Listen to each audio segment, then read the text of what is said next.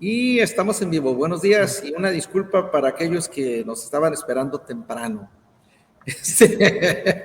El PAS se levantó tarde. Estábamos, ¿no? Y fíjate que hoy llegué más temprano.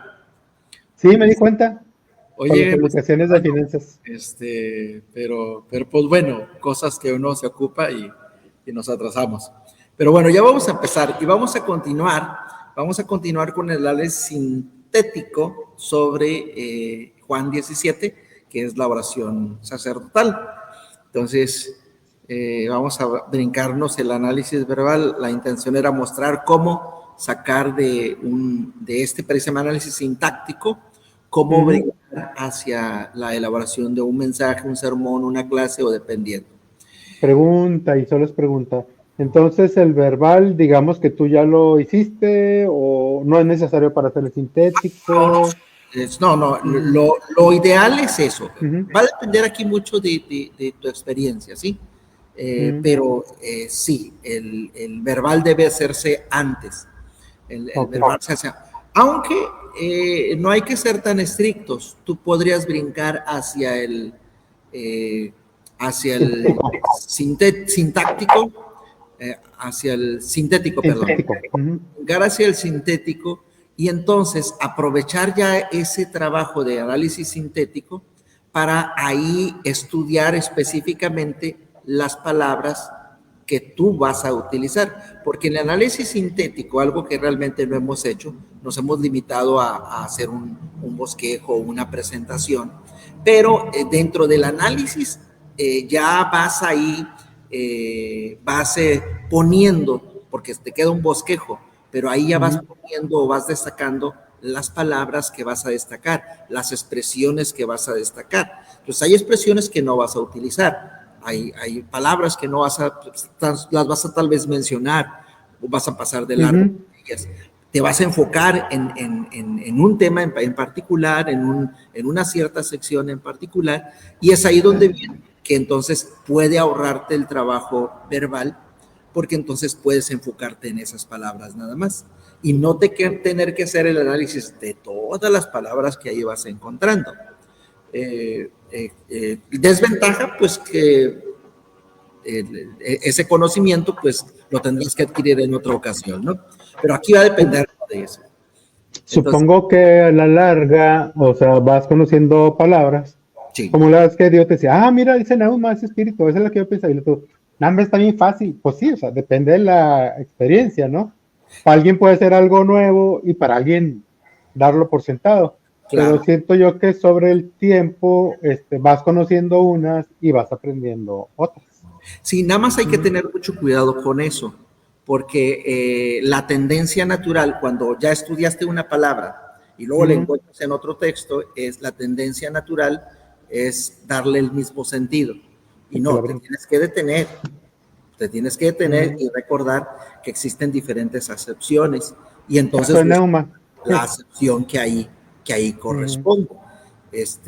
Entonces, ese es el detalle. Tenemos que tener ese cuidado. Voy a aventanear. Alguien que ponía las 5 acepciones y lo pues sí, pero es esto, pero en el pasaje, ¿cuál es? O sea. Así es. Sí, entonces hay que tener cuidado. Voy a ventanear a un compañero del seminario. Yo pensé que alguien que había hecho el trabajo antes. No, del seminario. Para que quede claro. Nosotros cada semana teníamos que presentar un trabajo de hecho eran trabajos diarios de análisis. No hacíamos los 5 análisis un mismo día, pero un día nos tocaba el sintético, otro el verbal, otro. Entonces teníamos que estar presentando esos trabajos. Yo me acuerdo que mis compañeros no batallaba. Él, si encontraba una misma palabra, agarraba esa palabra. La del anterior y lo ponía. Y la ponía. Pero ojo, dijeras tú, oye, la volví a escribir, la adaptaba. No. Copy-paste. Escribíamos a máquinas, no existían las computadoras. Empezaban a surgir, pero nadie tenía computadoras. Eso fue en 1800, no, en 1900. Entonces, era máquina. Entonces, ¿qué hacía él? Tomaba esas hojas que ya habían sido escritas a máquina en ese trabajo anterior, las tomaba tal cual y las incluía en su trabajo. Nunca le dijo nada.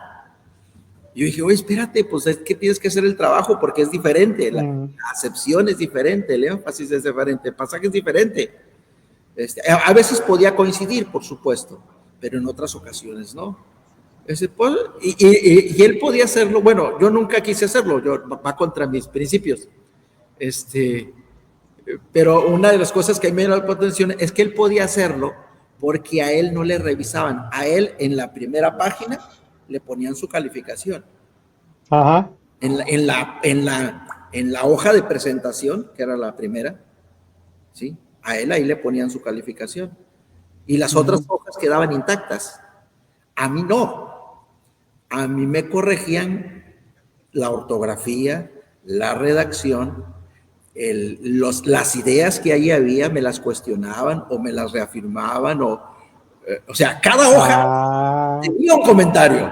Yo no podía hacer eso. Aunque quisiera, yo no podía hacer eso. Yo me quedé, pues, ¿de qué se trata? No, porque a mí sí. O sea, a lo mejor le daban mucha lata al maestro. Porque a mí le revisan todo y a los que no le revisan.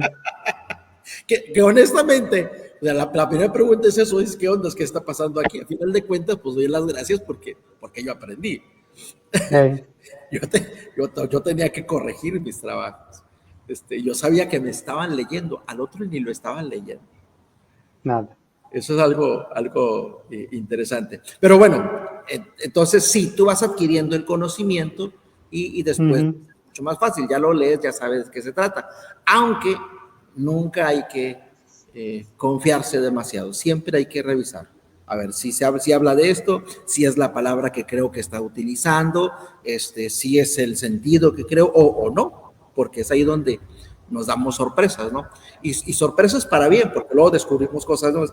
Esto no lo había visto, esto no lo había considerado. Porque recordemos que le va a dar sentido a la palabra el contexto en el cual se está diciendo. Entonces, hacer eso, hoy lo que quería yo era hacer eso, ¿no? Es del sintáctico brincar al sintético para decir, mira, así podemos aprovechar el análisis sintáctico. Para esto nos sirve. ¿Sí? Eso es lo que quería saber, Luis. Es exactamente. Entonces, para eso. Cuando vea el video. Esperemos que lo vea. Y claro, no dices, no necesito el verbal. No, el verbal lo necesitas. Pero lo puedes hacer antes o lo puedes hacer después. Tampoco hay que ser hasta estricto y decir, no, es que tiene que ser así. Yo creo que muchos van adquiriendo. Conforme pasa el tiempo, vamos adquiriendo, ¿no?, diferentes habilidades y podemos darnos ciertos lujos. Lo mejor es, obviamente, seguir un mismo método, pero una vez que lo dominas, puedes darte ciertas libertades. No excesivos, no confianza, no sobreconfiarnos, porque ahí es donde fallamos. Cuando nos fallamos, ya fallamos, nos vamos a equivocar, ¿sí? Entonces, no se trata de eso, pero sí hoy, pues ya creo que ya la conozco, nada más confirmo. Sí, se refiere a esto. No, caramba, hay algo nuevo aquí. Entonces, hay que detenernos en ese aspecto. Entonces, pues, esa es la intención de esta. Vamos a brincarnos, entonces, a la presentación. Y avanzamos. Entonces, déjame. Ya Sí, ya está bien. Muy bien, entonces voy a hacerlo en pequeño para poder ver aquí el panorama. El panorama completo. Básicamente, ¿no? Eso es algo que ya lo vimos. Por cierto, cuando hacemos el análisis sintáctico, hay palabras claves que nos van dando precisamente el inicio de cada punto importante. Por ejemplo, aquí sabemos que es una oración. Si sabemos que es una oración, estas cosas habló Jesús y levantando los ojos al cielo, dijo. Entonces, esto nos está hablando de una oración. Sabemos que él está orando. Entonces, cada vez que él haga una invocación, Padre, sabemos que es el inicio de un punto. Puede darnos la indicación, ¿sí? O sea, a lo mejor no, a lo mejor sí, pero en términos generales así es. Entonces, esta invocación es clave. Tenemos aquí esta parte, ¿sí? Voy a hacer lectura así rápido. A la hora llegado, glorifica a tu Hijo para que también tu Hijo te glorifique a ti, como le has dado potestad sobre toda carne, bla, bla, bla. Básicamente la petición es glorifica a tu Hijo. Voy a cambiar por enero en otro, para resaltarlo un poquito, ¿sí? Y pues hace el desarrollo, ¿no? Básicamente eso es lo que nos está haciendo. Padre.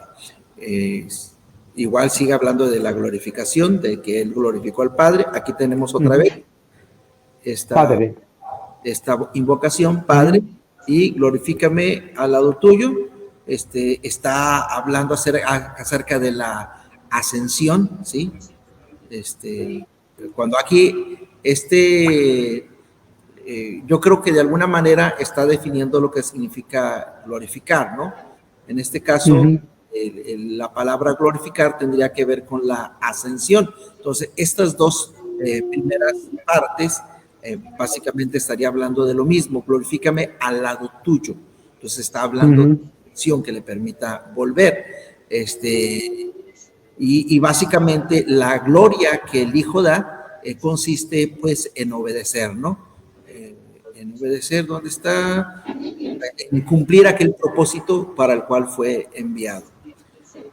Y aquí lo dice, yo te he glorificado en la tierra, ¿sí? que es parte de lo que dice.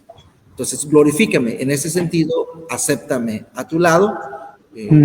Y por el otro lado dice, yo te he glorificado. La gloria, dar gloria es distinto. En este caso, la glorificación que Jesús pide es, permíteme regresar a tu lado y recuperar ese estado, esa posición, esa naturaleza que antes tenía, y considera que ahora yo te he glorificado aquí. ¿Cómo? He hecho tu voluntad. En ese sentido, la gloria es conceder, no. Estoy tratando de definir, de hecho, gloria es doxa, no es como un brillo. Es sí. Como hablar bien de alguien, no sé. Padre, glorifícame con la gloria que tuve al lado tuyo. Es aquí donde entraría, Abraham, ese análisis verbal, ¿sí? O sea, no podemos ignorarlo, ¿sí? Ya con esto tú me estás diciendo que la palabra gloria tendría que estar forzosamente en ese análisis verbal, que definitivamente tendríamos que hacer un análisis teológico de esa, es una palabra teológica, ¿no? Y tendríamos que buscar ese sentido. El sentido literal, ¿por qué no vamos? No lo hemos hecho, pero ya que estamos aquí. Ahí te va, tratando de entenderlo, porque él pide al Padre que lo glorifique.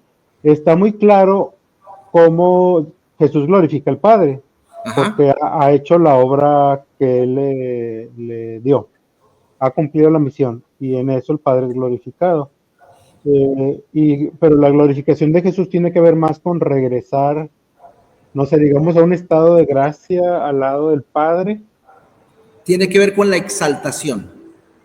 ¿Sí? En este caso, cuando dice glorifícame, al lado tuyo es exáltame.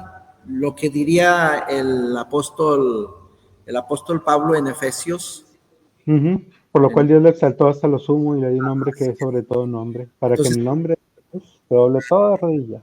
Así es. Entonces, básicamente lo que está diciendo es exáltame. ¿Sí? Y eso significa retórname a esa forma, ¿sí? que tenía antes de descender aquí a la tierra, ¿no? Entonces, básicamente, eso es lo que significaría el glorifícame. Esa es la petición. Glorifícame es exáltame. Permíteme retomar la forma que tenía antes de yo encarnarme. Esa sería la definición de glorifícame aquí. Y si lo queremos relacionar con la palabra brillo, bueno, recordemos que la gloria tiene que ver con eso, ¿no? Con algo luminoso, pero es algo que refleja grandeza, divinidad, y entonces sería eso, ¿no? Regrésame a esa divinidad, a ese brillo, a ese, que a final de cuentas son metáforas, ¿no? ¿Esto es solo para Jesús o también aplica al creyente? Porque está claro que el creyente, la misión, pues, digamos que puede ser muy similar a la de Jesús, porque dice, para que vean vuestras buenas obras y glorifiquen, pues cuando nosotros hacemos también la voluntad de Dios, su nombre es glorificado. Entonces, cuando Jesús hace la voluntad de Dios, Jesús es glorificado al lado del Padre. Entonces, nosotros también seremos glorificados. Bueno, pues sí, cuando nos vayamos al cielo, ¿no? Sí, solo en esos términos. Aquí el punto no es que nuestras obras nos exaltan a nosotros. Nuestras obras, y lo va a decir aquí el mismo, en este mismo pasaje lo va a decir, nuestras obras van a hacer que las personas vean a Dios, glorifiquen al Padre. Lo que hacemos no nos glorifica a nosotros. Lo que hacemos debe de glorificar y debe de exaltar y debe de buscar que las personas reconozcan la grandeza de Dios, ¿sí? El creyente, una vez que el Señor venga, entonces será glorificado. ¿En qué sentido? En el sentido de que será transformado. Su cuerpo, nuestro cuerpo de pecado será transformado para eliminar precisamente el pecado que hay en nosotros y entonces podamos entrar a la presencia de Dios. En ese sentido, seremos glorificados, seremos transformados, ¿sí? Donde en esa transformación el pecado será quitado ahora sí, completamente de nuestro ser. Entonces, esa es la glorificación que esperamos, pero no la glorificación en el sentido de reconocimiento, de exaltación, como es la gloria que se da a Dios y cómo es la gloria que Jesús mismo está pidiendo. Entonces, es diferente. Entonces, como te digo, aquí es definitivo que la palabra gloria es clave. La palabra gloria es clave y hay que hacer un análisis sobre esta palabra, ¿sí? Sobre todo porque va a ir cambiando de sentido.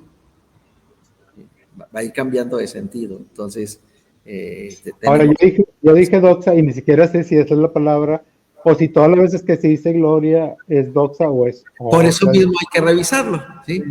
Te invito a que abras por ahí el interlineal o el Eastword, y podemos ir revisando si quieres. Y digo, lo abras ahí, me refiero para luego verlo y lo presentamos de manera inmediata. Juan 17, ¿verdad? Para... Juan 17, no. ¿Qué versículo estamos? Ya te perdí. Ya te encontré. Estamos, es que no sabe el número de versículo ahí. No, sí, es el primero. Levantando los ojos al cielo. Padre, glorifica a tu Hijo. Es 17.1. 17.1. Dijo, pero hacia los aprendedores de él, inadmisible está haciendo de él las causas. No, pero no lo tienes. ¿Lo pusiste? No, espérame. Okay. Nuevo Testamento, es que estoy en Lucas. Muy mal, por las prisas. Juan 17, 1. ¿Quieres que lo ponga? Sí. A ver, ahí va. Presentar. Compartir pantalla.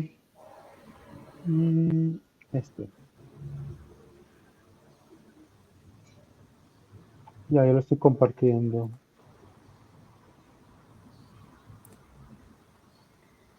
Ok. Muy bien, ya está.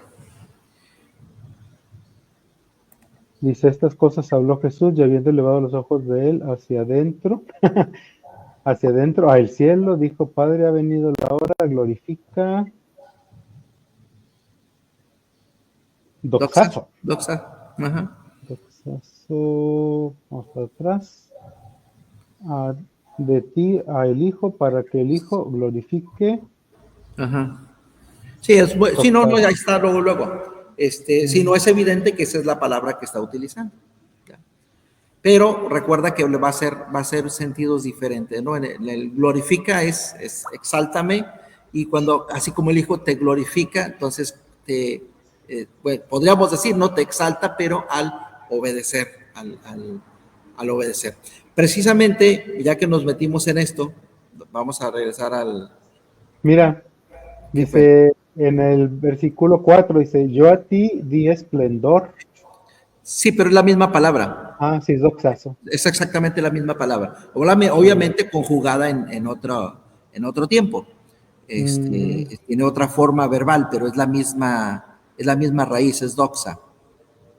Doxazo. Lo mismo esplendor. Sí, doxa, ahí está. Aquí sí es doxa y doxazo, nomás como dices tú, la conjugación diferente. Así es. La otra es idoxi, ¿no? Esplendor. ¿Cuál estaba antes del mundo?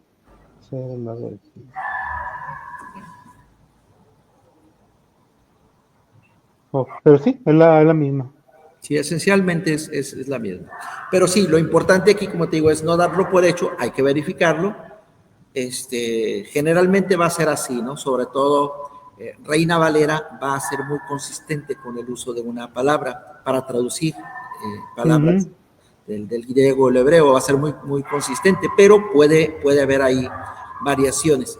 Y lo otro es luego poder detenernos en tratar de entender qué significa, cuál es el uso que se está dando a esa palabra. Okay. Entonces eso es lo que tendríamos que hacer. Pero, y te decía precisamente el bosquejo en el que estoy pensando tiene que ver con la palabra gloria. ¿Por qué? Porque esa es la palabra clave, ¿no? La palabra clave aquí es gloria. Entonces le pide al Padre que lo glorifique y le dice que él lo ha glorificado. Y luego va a hablar acerca de los discípulos y va a decir que los discípulos también lo han glorificado. Entonces, el punto para mí es la gloria, y entonces aquí los puntos para mí nos da cada una de las peticiones, donde en cada una de las peticiones nos dice la forma en la cual nosotros podemos glorificar a Dios. Entonces, ¿cómo el creyente puede glorificar a Dios? Ya luego podemos pensar en un título, ¿no?, para sermón o mensaje, pero por lo pronto los puntos que son cada una de las peticiones nos está dando la forma en la cual el creyente debe glorificar en su vida a Dios. Entonces voy a marcar aquí, terminar de marcar aquí las invocaciones y luego la petición de la invocación. Entonces, he manifestado, aquí es lo que está diciendo, ¿no? Tu nombre. Lado tuyo, y luego le dice, yo he manifestado tu nombre a los hombres. Y esta sería una forma de glorificar, ¿sí? Yo he manifestado tu nombre. En otras palabras, yo te he revelado, yo te he enseñado, yo he hablado, no a Dios, ¿no?, sino yo le he hablado a los hombres acerca de ti, les he mostrado tu naturaleza, como le dice el Señor a quien fue, a Felipe, tantos años he estado tanto tiempo he estado... Y no me conoces. Conocido, bueno, es lo que está diciendo, Dios ha manifestado su nombre. Y cuando hablamos de nombre, no estamos hablando nada más de decir cuál es el nombre de Dios, sino la naturaleza de Dios, qué tipo de Dios es. Es un Dios de gracia, es un Dios de misericordia, un Dios de amor, un Dios... A eso es a lo que se refiere con esto. Aquí otra palabra a considerar sería la palabra nombre. Manifestar de entrada, ¿sí? Debe ser Epifanía, ¿puedes ver el 6? Debe ser Epifanía, una derivación de Epifanía. Vamos a ver, ¿dónde dice manifesté? Sí, versículo 6. Fanerú. ¿Cuál? Faneró. Sí, faneró tiene que ver con Epifanía, manifestar, hacer aparente. Muy bien. Sí, entonces habla de eso, ¿no? De mostrar, de hacer ver a las personas, ¿sí? Hacer ver. Es la palabra que se utiliza cuando se habla de que apareció, se vio, sí, es la idea. Entonces, Jesús lo que está diciendo es, yo les enseñé, les mostré ellos pudieron ver. Esto tiene que ver con lo que Juan decía, ¿no? Lo que hemos visto. Va de la mano con lo que Juan dice de que lo que hemos visto, lo que hemos oído. O sea, Jesús lo manifestó, lo hizo evidente. ¿Quién es Dios? ¿Cómo es Dios? Pero bueno, estas dos... Cuando se habla de epifanía es como que también, ¿no?, una visión o una revelación que cambia mi manera de ver las cosas, ¿no? Sí, de manera literal sería una manifestación divina, es decir, una aparición divina, que Dios se hace visible, ya sea en cuerpo, corporalmente, como la experiencia de Abraham, que incluso lo invita a comer, o una visión, ¿sí? Una visión, el caso, o un sueño, el caso de Jacob, sería también una epifanía, una visión, podríamos decir la de Balaam, que ve el ángel de Jehová, también Josué, que ve al ángel de Jehová, en fin, serían formas, ¿no? Entonces tiene que ver con percibir la presencia divina a través de nuestros sentidos, vista, oído, no sé si hablar de gusto, ¿no? Pero bueno, cuando menos sí tenían gusto porque comían el sacrificio. Entonces, claro.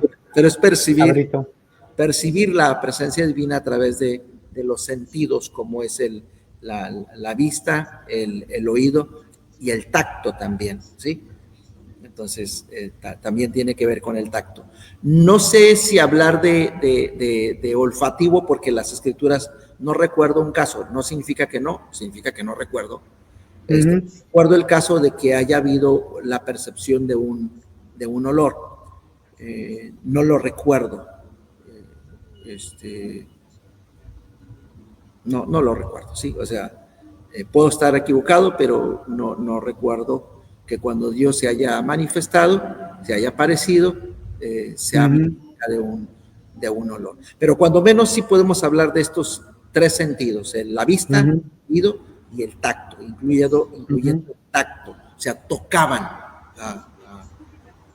a Dios, ¿no? O Dios los tocaba, entonces había esa sensación de sentir. En el caso de Moisés, ¿no es cierto? De Elías, ¿sí fue que sintió un viento? Sí. Sí, entonces ese es el caso, ¿no? Pero no solo yo hablaba, bueno, sí, definitivamente esa es una epifanía. Realmente, cuando hablo de tacto, voy más allá, al hecho de tocar. Jesús, así le dice. Sentido del oído. Sentido del oído. Esmeralda. El hecho de tocar, ¿no? De que tocaban, tomaban los alimentos, o sea, había esa, y se comían, y debió haber existido algún tipo de contacto entre ellos. O en el caso de Jesús, también es ya habiendo resucitado, también existe ese contacto. En fin, eso hablamos con epifanía. Entonces, ¿dónde estamos? Entonces, estas palabras definitivamente tendríamos que hablar de hacer un análisis verbal de estas palabras, ¿no? Hoy solo las menciono, solo para mencionar, y estamos hablando de cómo le van dando sentido. Entonces, vamos con otra oración. Padre, aquí tenemos otra vez esta invocación. Estás con mi pantalla todavía. Mande. Estás en mi pantalla todavía. Ok, voy, gracias. Sí, se me olvida, gracias. ¿Dónde estamos? Aquí está. Listo, ya. Ahí está. Entonces, y a los que me has dado, guárdalos. Aquí está la petición. Ya cambia la petición de sí mismo hacia los discípulos. Sí, guárdalos. Y menciona eso, guárdalos en tu nombre para que sean uno, así como nosotros somos uno. Y por cierto, aquí esta petición se extiende se extiende, porque no solo es guárdalos, de hecho, aquí tendríamos que hacer un cambio, porque para mí una petición es guardarlos, ¿sí? Una petición es guardarlos, significa cuídalos, consérvalos, ya, habla de cuidado de ellos, y por el otro lado es que sean uno, ¿ya? Que sean uno. O bueno, pues tal vez sería, que es la forma en la cual había visto esto, que sean, guárdalos para que sean uno. Realmente el énfasis tendría que ser entonces que sean uno.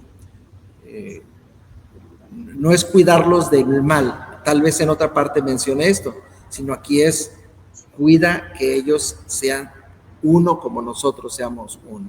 Ok, entonces sí lo dejamos así, perdón. Cuando estaba con ellos, yo los guardaba. Yo los guardé, ninguno se perdió. No, pero está hablando de cuidado. Entonces sí está hablando de cuidado. Todo esto habla de cuidados. Ninguno se perdió.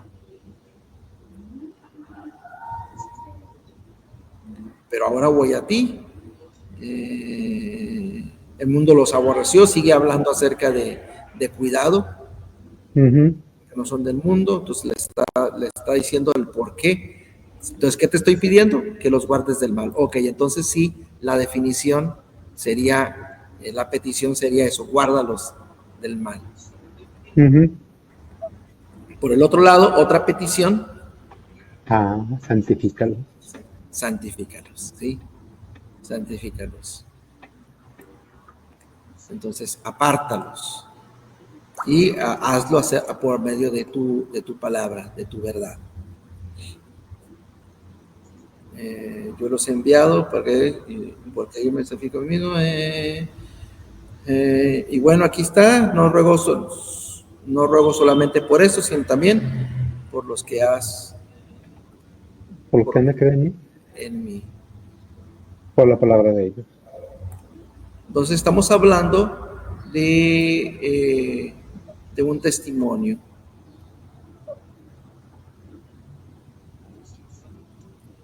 Bueno, aquí está la petición.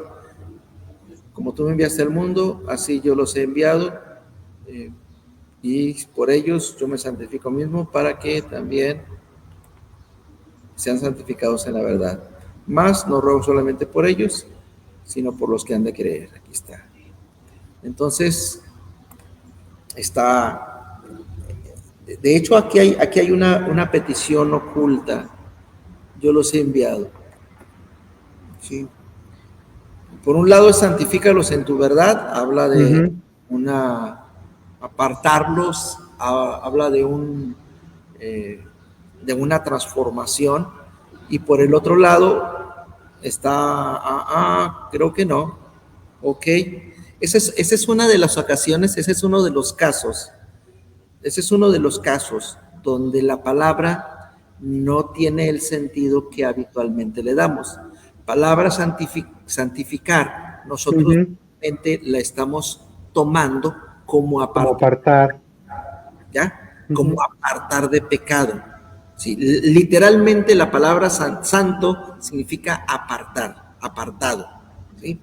Para nosotros santificado significaría, el sentido habitual que le damos es apartado de pecado. Pero al estar junto a todo esto, e incluso mencionar más adelante lo de santificado, entonces no está hablando de esa santificación, de ser apartado del pecado, sino del apartado para un propósito, el propósito de enviarlos. Por eso aquí está esto junto. Santifícalos en tu verdad, tu palabra de verdad, así como yo los he enviado al mundo, así como tú me enviaste al mundo, así como tú me apartaste para enviarme al mundo, santifícalos porque los he enviado al mundo. La palabra es hagiazo. Hacer santo es decir, ceremonia, purificar, consagrar. Dame chance.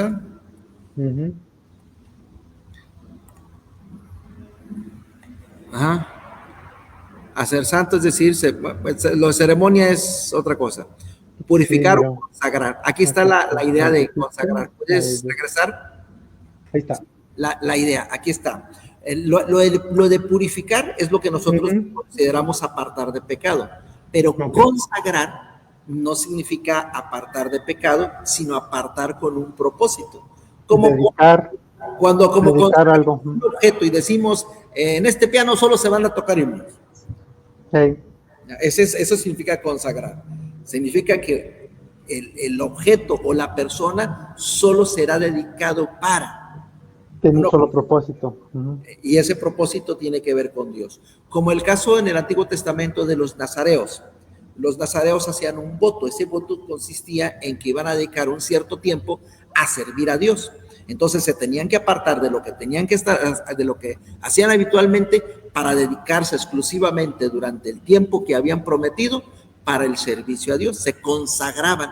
Significa que dedicaban su vida, su tiempo, únicamente al servicio de Dios. Entonces, son los dos sentidos: apartar de pecado, que es el que más conocemos y usamos, y por el otro lado es la consagración o la separación para un propósito específico. Aquí no está mencionando la purificación, el apartarnos de pecado, sino el apartarnos con un propósito. ¿Ya? ¿Cómo lo sabemos? Porque lo dice de manera inmediata. ¿Sí? El texto lo dice de manera inmediata. Santifícalos en tu verdad, tu palabra es verdad. Como tú me enviaste, como tú me santificaste para enviarme al mundo, yo los he enviado al mundo. Yo también los he santificado, los he apartado. ¿Sí? Entonces habla aquí de un propósito. Entonces, en este caso, el punto sería que el creyente santifica a Dios, glorifica a Dios cuando se consagra a su servicio, cuando se dedica de manera específica, si quisiéramos ser específicos, a la predicación del evangelio.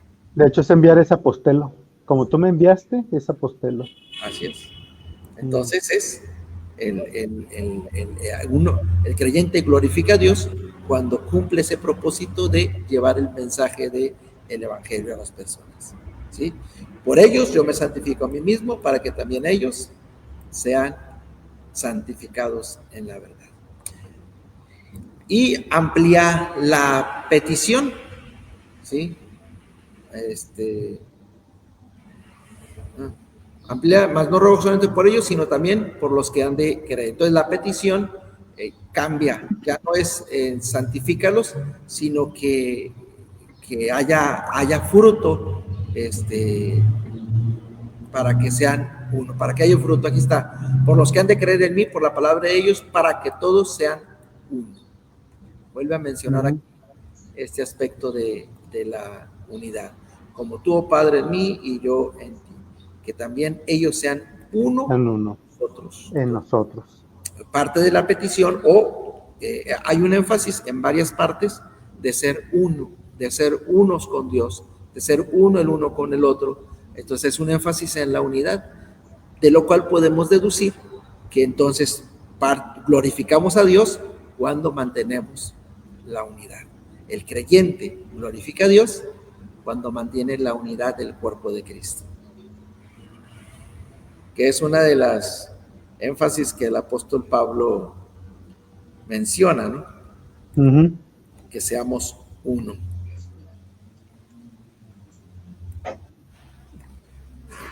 Y son 10:28. ¿En serio? Bueno, más digo. La gloria que me diste, yo les he dado para que sean uno. Sigue mencionándolo, así como nosotros somos uno. Yo en ellos y tú en mí, para que sean perfectos en unidad. Lo vuelve a mencionar.